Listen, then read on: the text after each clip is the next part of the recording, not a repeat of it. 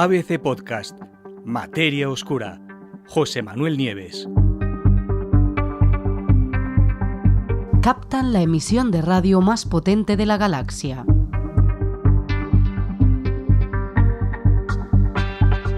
Por primera vez desde que fueran descubiertos en el año 2007, los científicos han conseguido detectar un estallido rápido de radio, se llaman FRBs por sus siglas en inglés, Fast Radio Burst, dentro de la Vía Láctea, y no a cientos o a miles de millones de años luz de distancia, como es lo habitual. Los demás que se conocen están a esas distancias.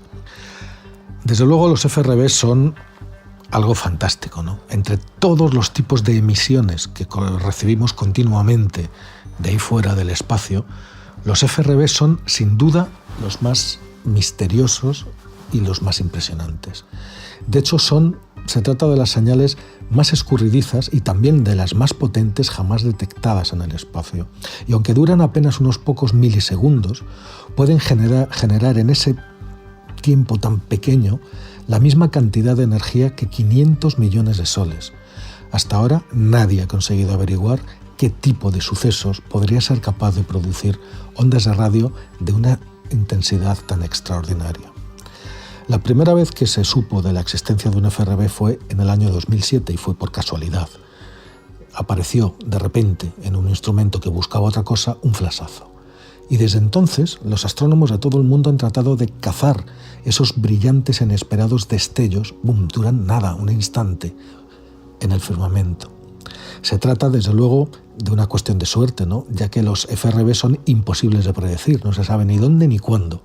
La única forma de detectarlos es que los instrumentos estén siempre observando con la esperanza de que uno de esos breves destellos se produzca justo dentro de su radio de acción.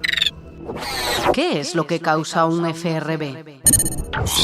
Claro, esa es la pregunta del millón. ¿A qué podrían deberse estos gigantescos fogonazos de radio? No olvidemos que estamos hablando dentro de las emisiones de radio. Pues los estudios más recientes apuntan a que podrían ser estrellas de neutrones, que son los cadáveres que quedan después de que una estrella ha muerto, probablemente de forma violenta, como una supernova. El núcleo se condensa en un núcleo muy, muy pequeño y extraordinariamente denso, hecho casi todo de neutrones, ¿no? Pero hay otras hipótesis. Podrían ser agujeros negros, púlsares con estrellas acompañantes que están haciendo una especie de danza de la muerte, implosiones de cadáveres estelares, magnetares o incluso, se ha llegado a decir, emisiones de civilizaciones alienígenas muy avanzadas. Lo único cierto es que cuando hablamos de FRBs, nada es seguro. El misterio sobre estas poderosísimas ráfagas de radio se hizo, desde luego, aún mucho más profundo cuando empezaron a encontrarse FRBs repetitivos. Es decir, los primeros que se encontraron eran flashazos únicos con esta increíble energía. Eso ya era bastante sorprendente. Pero es que además después empezaron a encontrarse FRBs que desde el mismo punto se repetían una y otra vez. Y el colmo ya fue uno de los últimos hallazgos, es que esas repeticiones, es decir, había múltiples FRBs en un periodo de tiempo determinado, es decir, siguiendo un patrón. El misterio, claro, se hizo cada vez más hondo, ¿no? Ahora, y este es el estudio que estamos tratando hoy, se ha encontrado por fin y por primera vez lo que parece ser el primer FRB casero, es decir, con su punto de origen dentro de nuestra propia galaxia, solo, entre comillas, a unos 30.000 años luz de distancia, y no a miles de millones o a cientos de millones de años luz que están todos los demás FRBs conocidos. Y parece ser, según informan las revistas científicas, que el punto de origen es un magnetar, es un tipo de cadáver estelar, ahora os contaré. Uno llamado SGR 1935+2154.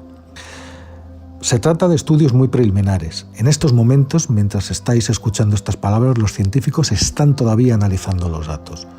Muchos creen que este hallazgo podría ayudar a resolver este gran misterio de estas poderosas señales de radio espaciales que vienen de lo más profundo del espacio y que llevan años desconcertando a los investigadores. ¿Cómo lo descubrieron? Pues hace apenas unos días fue el pasado 28 de abril. Radiotelescopios de todo el mundo vieron cómo esa estrella muerta, ese magnetar, emitía durante apenas unos milisegundos una única y poderosísima explosión en ondas de radio, increíblemente brillantes. Tan brillantes que podrían detectarse perfectamente incluso desde una galaxia lejana, que es justo al revés de lo que hacemos nosotros. Detectamos este tipo de emisiones en galaxias muy lejanas. Pues otros que estuvieran mirando desde una galaxia lejana habrían podido ver esta emisión desde miles y desde millones de años luz. Y una novedad que nunca se había visto asociada a este tipo de eventos, varios observatorios también consiguieron detectar en el mismo punto una emisión de rayos X, aunque mucho más débil. Como os digo, en estos momentos los científicos siguen analizando los datos, pero la mayoría de ellos están de acuerdo en que ese magnetar en concreto, es la fuente de la que procede este estallido rápido de radio. ¿Qué son los magnetares? Pues son un tipo de estrellas de neutrones, pero de lo más extraños. Una estrella de neutrones, como os he contado, está hecha por los restos increíblemente densos que quedan después de que una estrella normal, pero masiva, se haya convertido en una supernova. Pero los magnetares, y de ahí deriva su nombre, poseen campos magnéticos que son hasta 1000 veces más potentes que los de una estrella de neutrones normal. Eso no se comprende bien, pero desde luego tiene interesantes efectos en el comportamiento del magnetar, de ese cadáver estelar. ¿Por qué? Porque a medida que la fuerza de la gravedad, tener en cuenta que es un objeto muy denso, con lo cual su gravedad es muy fuerte, a medida que esa fuerza de la gravedad intenta comprimir aún más lo que queda de la estrella, una fuerza interna, ese campo magnético, está empujando en dirección contraria, y es tan poderoso que consigue distorsionar incluso la forma misma de la estrella. La tensión continua de esas dos fuerzas que se oponen una a la otra, la gravedad que intenta aplastar y ese campo electromagnético que empuja desde dentro hacia afuera, pues produce ocasionalmente gigantescos terremotos estelares y enormes destellos en el magnetar. Pero eso no es la novedad. Volvamos al 27 de abril, el día antes del descubrimiento.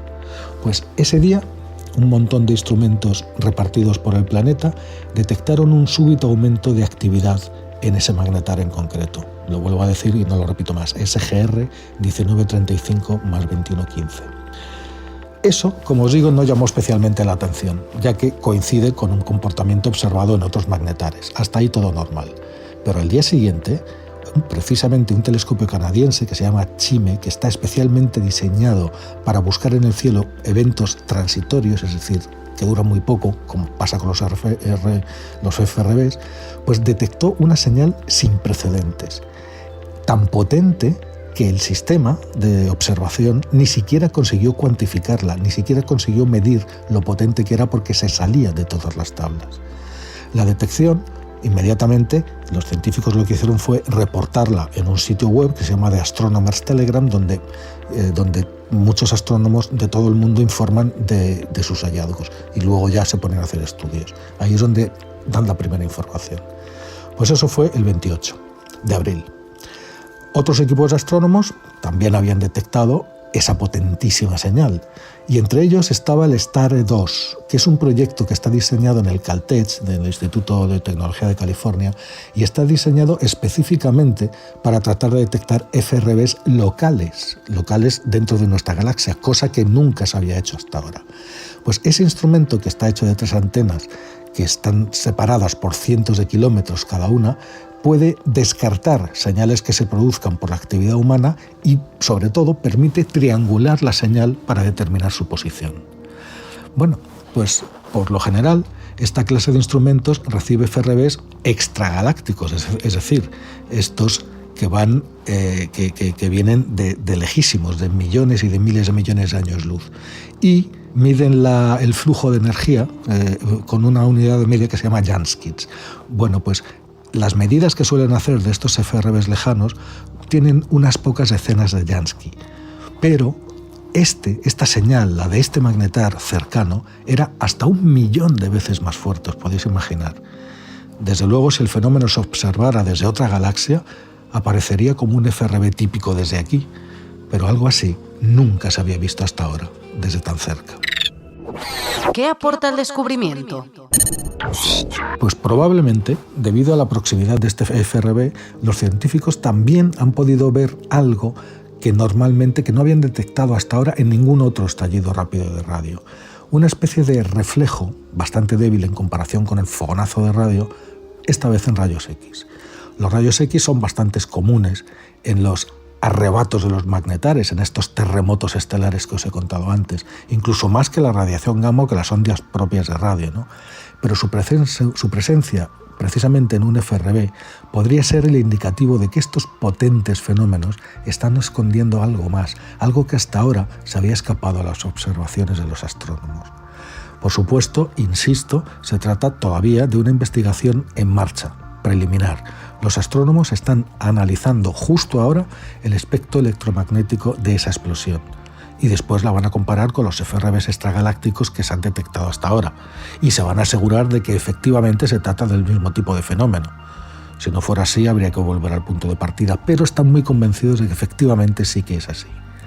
De todas formas, y aunque este magnetar, este FRB tan potente, confirme que las ráfagas de radio nacen de los magnetares, cosa que no se sabía, se sospechaba que podría ser, pero aún así, eso no significa que también puedan originarse en otros lugares distintos. Además, no todos los FRB son iguales. Algunos, como os he contado, solo se producen una vez, mientras que otros se repiten de forma impredecible. Y en un caso, solo en uno por ahora, esas repeticiones fueron regulares y seguían un patrón determinado. Desde luego, en este campo la última palabra no está dicha.